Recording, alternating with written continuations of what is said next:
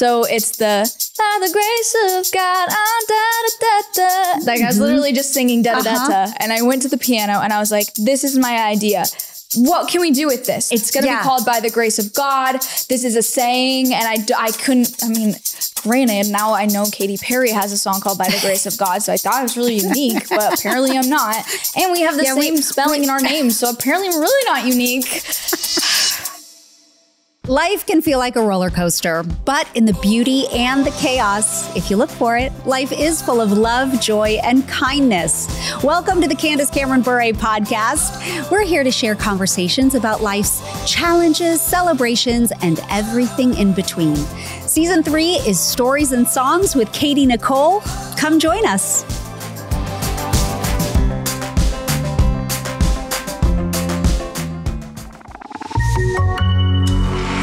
More. A lot of people feel like they missed out because they never finished their college degree, but it's never too late. College looks a lot different today with Colorado Christian University. CCU's online learning is designed for busy adults with flexible undergraduate and graduate degree programs that fit into your schedule. You can go back to school and still be a great parent, an employee, or a business owner. Explore CCU and discover more than 100 degree program options. Visit ccu.edu/Candace to learn more. Hi, everyone, and welcome to episode 7. I'm with Katy Nichole, and in this next episode, we're talking about a song called By the Grace of God. Mm-hmm. And I love this song. It kind of has like a little country flair to it. Yes, that's the vibe I feel. Would you say that's true? It is definitely true. It was kind of what we were going for. So good. When I first wrote this song, it actually was guitars, the like hook of the song. So it's now a fiddle player. That's why I like it. Yes. Is there any banjo in it? Probably. I'm not exactly sure of what Jonathan Smith was, cooking up in there, but it probably has some banjo. Yeah. He has a banjo. Okay. So I don't know why. I like the fiddle. I like the banjo. Same. I don't listen to a ton of country music, but anytime something has that country flair to it, I love it. Yeah, I'm like really big into like folky and like Americana stuff. Yeah. And so while it is definitely leaning more towards something you might hear at the Grand Ole Opry, I felt like it was something that like if you did an acoustic laid back version of it, it's just really, you'd find that it's actually really like folky. Yeah. So this song also just reminds me of how different we all are and how different we live our lives. And makes me think about all the people who have come before us. Yeah. Which then makes me think about our heritage. And do you know much about your grandparents or your great-grandparents? And how did their lives affect your life today? Yeah. Well, I mean, they're definitely part of the reason why I'm here today. Of course. My grandparents, I would say, I think our like heritage is like German, French, German on both sides, except for on my mom's side, there's a little bit of Native American. Which is it's why I have the cheekbones I have. A lot of people ask me that question, so I'm throwing it in here. And if they watch this, then they will finally know the answer to the big question. I'm actually glad you answered it because the first time I saw your picture, I actually wondered if you were Native American. Yeah, I mean, I am. I want to say 1/16. Okay. Which is not that much, but it's enough to give me these cheekbones, and I'll take it. They're beautiful. But I just know that my great uncle was Chief Eagle. Ooh. I know. Sweet. I wish I had a Chief Eagle uncle. So I mean, I think that over, the course of many generations, just there was a love of God on both sides of the family. Both of my parents are Christians, go to my grandparents, they're all Christians and they love the Lord. And my grandma on my dad's side of the family is someone I'm just incredibly close to. And I feel like she has shaped my life, not just in faith like based ways, but also in music. Like she's the only person really in my family that's like a singer. Oh, she's not like a performance singer anymore, but she was in choirs throughout the years, and she loves singing. So like her love of singing is something that I feel like was passed down through generations, and I'm super grateful for that. But also I just think that my grandma and I have also just very similar like outlooks on life. And I think I picked it up from her for sure. But I think she's just one of the best people. And my grandparents, all my grandparents are very much still alive. My great grandparents are not, but I've known my great grandparents too. And my Nana, she was just one of the most lively people. And she is, you know, like her spirit was always just filled with, you know, God, and she loved to dance, which I think is really cool. And like, just, I think maybe performance was always in my family though. So maybe that sounds like it. Maybe that was passed down from generation to generation. Well, I also love that when you see or hear of generations who love the Lord, and that is passed down. And we know that biblical concept. And, but you know, if you're a person who doesn't come from a generation, or, you know, your parents weren't a Christian, or there's different ways, like you can break generational holds and, you know, start your own, like that's possible too. But I do love hearing that. I always think of my pastor who, Dudley Rutherford, he's fantastic. He's amazing. But like his brother's a pastor, and his other brother's a pastor, and his father was a pastor for 80 years. And they're just a whole long line of pastors. And I just incredible. Think like, what a model of their family that the generations, they modeled their talk with their walk. Like they truly lived it out. And so I see that in your family too, that there's generations of God-loving people. Yes, I definitely see that. That is awesome. Yeah. So I want to know, with this song, which came first, the lyrics or the melody? This one's an interesting, how it came to be is interesting to me, because when I was writing the back half of this album, I had to write it in a month. That was the amount of time I had. How long does an average song take to write? Do some happen in a day, and some happen in a month, some are a couple years, or what? It can really depend. I feel like some of these they felt so natural. And then some of them, like In Jesus' Name, took many months to really complete. I think a song is never really complete until you feel that it's complete. And maybe a song is never really complete. Who really knows? But I feel like with this song, I was actually in my car driving to the right, and I just immediately had this like melody that was like downloaded. So it's by the grace of God, da da da. Like I was literally just singing da da da da in my car. So I recorded a voice memo. I'm like singing into my phone, and then I go into the room, and I don't even think I said hello to my producer, but I said, I have an idea. And I went to the piano and I was like, this is my idea. What can we do with this? The other writer hadn't even showed up yet. So I was already like, I know what we're doing today, and it's going to be called By the Grace of God. This is a saying. And granted, now I know Katy Perry has a song called By the Grace of God. So I thought I was really unique, but apparently I'm not. And we have the same spelling in our names. So apparently I'm really not unique. Well, I did write that in the search bar, and Katy Perry came up first for By the Grace of God. I don't know her version though. I only know yours. I don't either. Actually, I kind of just discovered this, and now I'm a little devastated. I'm sorry. It's okay.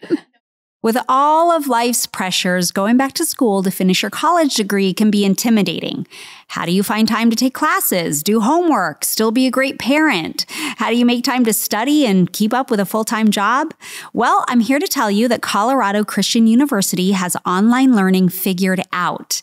CCU Online offers Christ-centered higher education with more than 100 degree program options specifically designed for busy adults. Online classes are just 5 weeks long, so you can take one class at a time and work on your studies when it's best for you. Visit ccu.edu/Candace and explore a wide range of online programs and courses to help you get that degree. CCU's unique integration of faith and learning provides a sense of purpose and fosters community. Don't put it off any longer. Pursue your passion and earn a degree that can take you places you never imagined. Visit ccu.edu/Candace to learn more.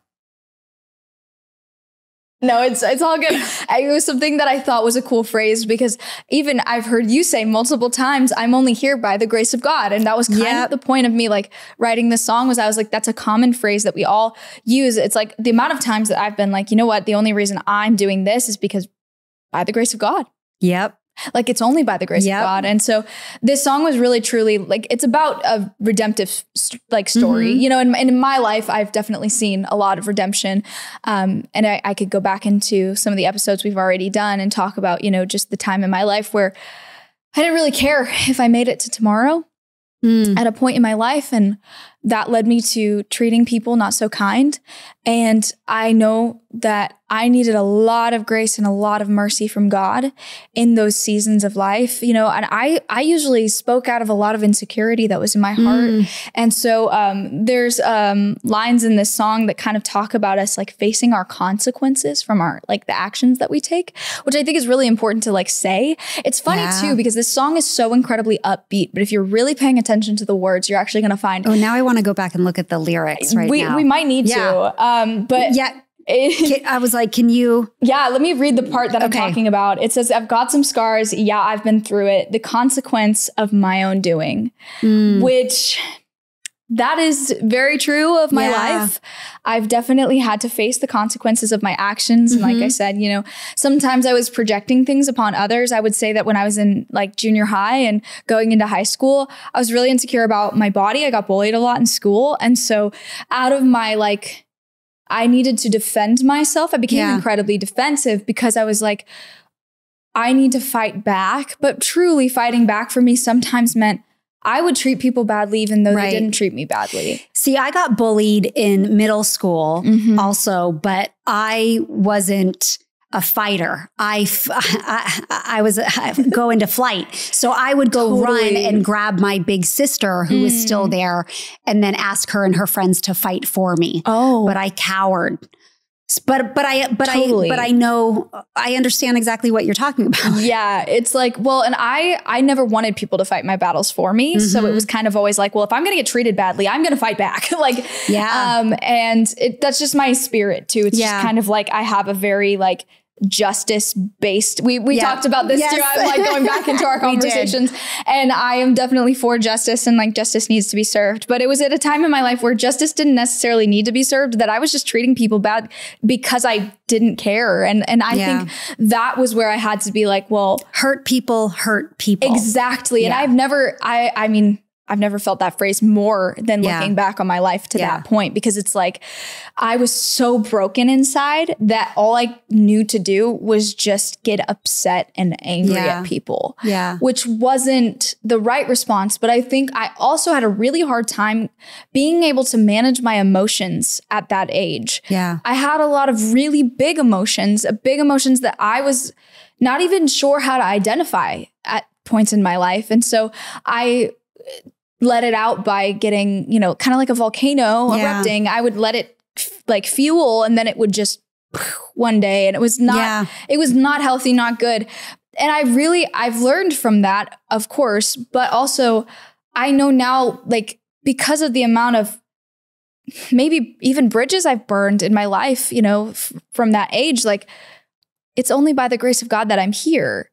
Because, and honestly, I even go back to things I wish I would have said. Yes, exactly. Yeah. And I've been able to apologize to many of those people that I've done wrong to. And that for me has left, you know, not anything unsaid or any wounds open. Great. I've tried to close them the best I could, you know. Sometimes hurt, it's just like, sometimes it sticks around. Sometimes it leaves a scar and it's hard. Yep.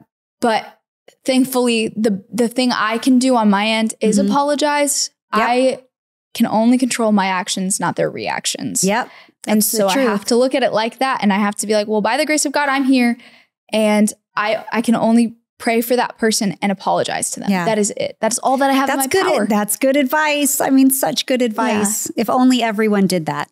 The world would be a different place. That was what I was going to say. That's what I was going to say. Okay, let's go to our listener question. This is from Liz. What is the biggest change since you were a child? In what way are you still the same? Oh, well, I guess we can both answer this. Yeah. Let's see. What is the biggest difference from when I was a child? I would say that as a woman now, I found my voice. I have much more confidence than I did as a child. Like I said, I would run away from the situations. I wasn't a fighter, and now I'm a much more opinionated and decisive person in a way that comes from a good place. I have a confidence that I never had before. And I'd say probably one of the ways I'm still the same as a child is my height. I never grew. I think you're shorter than me though, Katy. I would say that exact same thing. I'm 5 feet tall, so we relate. Yeah. Are people surprised when they see you in person? They think, oh, I thought you were so much taller. It's the first thing that they say. They're always like, wait, you seem tall in your videos. I know. Everyone says that. You seem so much taller on TV. Well, I'm not.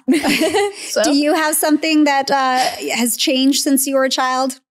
Yeah, but it's quite the opposite of what you're talking about. It's that I learned how to control the voice that I had. I was a very unfiltered child. I said everything that popped into my mind when I wanted to say it. And that is not a good thing. It's not always a bad thing either. I mean, it's served me well in some ways. When to say it and when not to say it. We understand that. And I definitely had to learn from, okay, well, I need to put a filter on certain things because you don't say everything. Yeah. You should have some boundaries in the things that you say. And so I learned to not, just speak everything that popped into my head.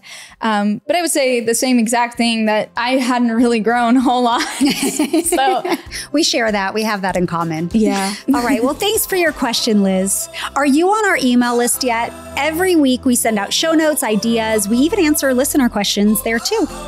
You don't want to miss it. We have something special for you this season. Katy and I made a playlist just for you. Just go to Candace.com. We've got a link to all the music from these episodes, plus extra songs Katy and I love that we pick out just for you.